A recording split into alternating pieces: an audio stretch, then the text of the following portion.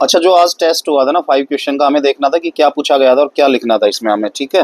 तो जैसे पहला क्वेश्चन है, बिल्ड हीप करना है और आपको बताना है क्यों ऑर्डर ऑफ एन है। तो मैंने करा के बताया था आपको ऑर्डर ऑफ एन क्यों आता है, क्योंकि जनरली वो कहता है कि एक एलिमेंट जो है ना log n जितना टाइम लेता है, तो फिर सारे तो n log n लेना चाहिए, बट ये है ऐसा है नहीं, तो ऑर्डर ऑफ n ले रहा है। क्यों ऐसा है? क्योंकि लीफ के लिए हमें काम ही नहीं करना है, इसलिए ऐसा है। ठीक है, हमें नॉन लीफ के लिए ओनली काम करते हैं, तो इसलिए ऑर्डर ऑफ n आता है। नहीं तो जनरली हम देखते हैं कि रूट के लिए log n काम होता है, तो पर आता तो नहीं है हर एक के लिए log n, क्योंकि लीफ के लिए तो कोई काम ही नहीं होता, ओनली नॉन लीफ के लिए होता है। तो explain the build heap algorithm, तो ऐसे क्वेश्चन में आप क्या कर सकते हैं, एक बार उसकी डेफिनेशन, नाम मेंशन ही वो करें जो पूछा गया है, चाहे आप कुछ भी करें उसमें, चाहे गलत भी करें पर नाम मेंशन वही करें, ठीक है। क्योंकि अगले पे डिपेंड करता है कि वो किस तरह के मार्क्स आपको देता है, क्या करता है। तो बिल्ड हीप क्या करता है कि हीप डेटा स्ट्रक्चर है, अनसॉर्टेड एरे को जो है मैक्स हीप या मीन हीप बनाता है, कुछ भी किसी भी तरह की चीज़ को। उसके बाद जो आपने सीखी थी वो एल्गोरिथम 3-4 स्टेप की, बिल्ड मैक्स हीप, या उसको लिख दो कि we are going to define max heap here, okay we can do it for min heap and max heap, but we are, ऐसे करके मतलब उसको बता भी दो कि मैं क्या कर रहा हूँ। ऐसा नहीं कि आप सीधा ही मैक्स हीप बना रहे हैं, बिल्ड हीप में दोनों आते हैं, मीन भी और मैक्स भी, तो आपको थोड़ा बताना पड़ता है, ठीक है। तो एल्गोरिथम लिख देंगे उसको। उसके बाद वर्किंग प्रिंसिपल भी आप चाहें तो बता सकते हैं, क्योंकि आप अब आपको ये बताना पड़ेगा टाइम कॉम्प्लेक्सिटी क्यों एन है, तो आपको बताना पड़ेगा कि लीफ नोड के लिए काम नहीं करना है, ओनली किसके लिए काम करना है, हमें किसके लिए काम करना है, नॉन लीफ नोड के लिए, ठीक है। तो उसमें थोड़ा बहुत तो बता देंगे केस आप करके 2-4 एलिमेंट के लिए। टाइम कॉम्प्लेक्सिटी तो आपको बताना ही पड़ेगा फिर, और चाहे तो इसमें वो प्रूव कर सकते हैं जो मैंने किया था ना, h/2 की h सिग्मा करके h से 0 की ऑर्डर ऑफ एन ही आता है, वो अगर आप प्रूव करेंगे तो इट मीन्स आपको मार्क्स अच्छे मिलने के चांस है। इसमें वही पूछा गया था, ठीक है। इसमें थोड़ा थोड़ा एक्स्ट्रा भी है, चाहे तो आप लिख सकते हैं, नहीं तो ये वो भी है कि भाई ऐसे ऐसे ऐसे ऐसे, तो जैसे यहाँ ऑर्डर ऑफ 1 काम होता है, यहाँ ऑर्डर ऑफ 2 काम होता है, यहाँ ऑर्डर ऑफ 3 काम होता है, उस तरह से भी लिखेंगे, थोड़े बहुत मार्क्स तो आने के चांस हैं, ठीक है। नहीं तो एन की फॉर्म में पूछा है तो ऑर्डर ऑफ एन प्रूव करना था, उस तरह से था। उसके बाद एस से तो डिफरेंस बताना ही पड़ेगा आपको, कैसे भी इजी डिफरेंस है, बहुत बार पढ़ चुके हैं। एस को क्यों प्रेफर करते हैं, तो मोटा मोटा ये लिखना भी पड़ेगा कि why we are preferring S, why we need secure communication, इस तरह की चीज़ें। तो डेटा इंक्रिप्शन होता है, या ऑथेंटिकेशन, इंटीग्रिटी, जो भी चीज़ें हैं जो आपने पढ़ ली हैं, ठीक है। ये मेरी कंसर्न है ही नहीं आज के दिन, क्योंकि ये ऑलरेडी आपके टीचर्स पढ़ा चुके हैं आपको, ठीक है। उसके बाद जैसे heap sort with a suitable example, तो ये तो वही एग्जांपल दे सकते थे आप जो मैंने क्लास में आज दिया था। कोई भी एक ट्री बनाते, उसको उसी एरे में सॉर्ट करते चले जाते, स्टेप 1 पे ये किया, 2 पे किया, 3 पे किया। ज़्यादा एलिमेंट लेने की जरूरत नहीं है, 5 भी लेते तो 4 स्टेप चला देते, या 6 एलिमेंट ले लो, तो आपको वैसे तो पता चल रहा है कि 10 नंबर का है, तो कम से कम 6 एलिमेंट तो लो, क्योंकि 6 एलिमेंट लेने से आपको ये फ़ायदा होगा कि 5 स्टेप चलेंगे तो 2-2 नंबर के लेवल का एक एक तो है ही, ठीक है। तो क्योंकि 12 मिनट में आप कर सकते हैं। तो बिल्ड मैक्स हीप में जैसे मैंने बताया था, एक एरे इनिशियल होता है, उसमें आफ्टर हीपिफाई होता है, एक इनपुट है, मैं कर करके दिखाया था ना सुबह कि एक एरे इनिशियल हो गया, एक उसमें फिर वो लास्ट पोजीशन वहाँ पे गई A1 पे, और फिर उसको हमने क्या किया, स्वैप किया, इस तरह की चीज़ें मैंने बताई थी। तो स्टेप वाइज आप इसको एक एक करके, जितनी इटरेशंस हैं 3-4, अगर 5 एलिमेंट है तो मे भी 4 हुई होंगी यहाँ पे, तो ये लिखने का तरीका है कि कोई एग्जाम्पल लेके करना था। फिर ये आउटपुट जरूर दिखानी है आपको, फाइनल सॉर्टेड एरे, क्योंकि अगर ये नहीं दिखाएंगे तो फिर दिक्कत है, ठीक है। उसके बाद जो भी है आपने बताना ही था जस्ट, पर इसमें ऐसा होता है कि थोड़ा बहुत अगर एनालिसिस भी इस तरह के क्वेश्चंस में, जैसे हीप सॉर्ट पूछ रहा है ये, वैसे तो इंटरमीडिएट स्टेप्स बोल रहे हैं इसने, तो आप एक्स्ट्रा में मत जाएं, बस स्टेप्स बता दें, एल्गोरिथम भी बताने की जरूरत नहीं है, वो बता के 5 स्टेप बता के ख़त्म करें। फिर भी अगर मन भी कर जाए टाइम कॉम्प्लेक्सिटी वगैरह लिखने का तो लिख सकते हैं, बट जरूरत नहीं होती है जब तक एनालिसिस की ना पूछी जाए, ठीक है। बट 12 मिनट से कम में हो गया, लिखना है तो लिख भी सकते हैं, कोई ऐसी दिक्कत नहीं है। क्या पता चेक करने वाले का मन कर जाए कि बच्चे को ज़्यादा पता है, पर फिर भी अवॉइड करें, मैं तो ये कह रहा हूँ। तो इसके बाद एक ये एरे है, सीधी बात है कि इसको पहले आप एरे में डालेंगे, ठीक है। एरे में डालेंगे तो क्या करेंगे, 82, 101, 90, और उसके बाद 11, 111, 75 और 33, और उसके बाद 131, और उसके बाद क्या है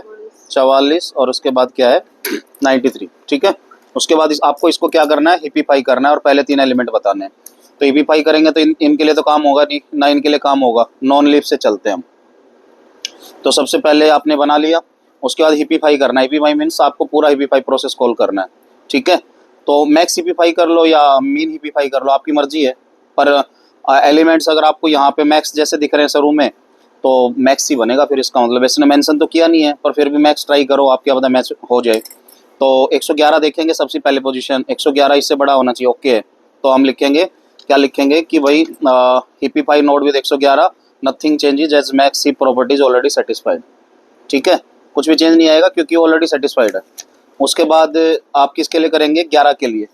तो 11 के लिए करेंगे तो 131 और 44 से मैच होगा वो, तो 131 ऊपर आ जाएगा और 11 कहाँ चला जाएगा, नीचे, हो गया ये भी मैक्स हीप। अब इस किसके लिए करेंगे आप, 90 के लिए, 90 ऑलरेडी क्या है अपनी पोजीशन पे है। फिर किसके लिए करेंगे, 101 के लिए, तो 101 131 की तरफ जाएगा, 111 की तरफ जाएगा, 131 और 101, 101 अब इन दोनों से बड़ा है, तो ये भी हो गया आई थिंक फिट। अब 82 की बारी आई, 82 किसके 131 पे जाएगा, 90 पे जाएगा, 131 और ये क्या हो गया आपका 82,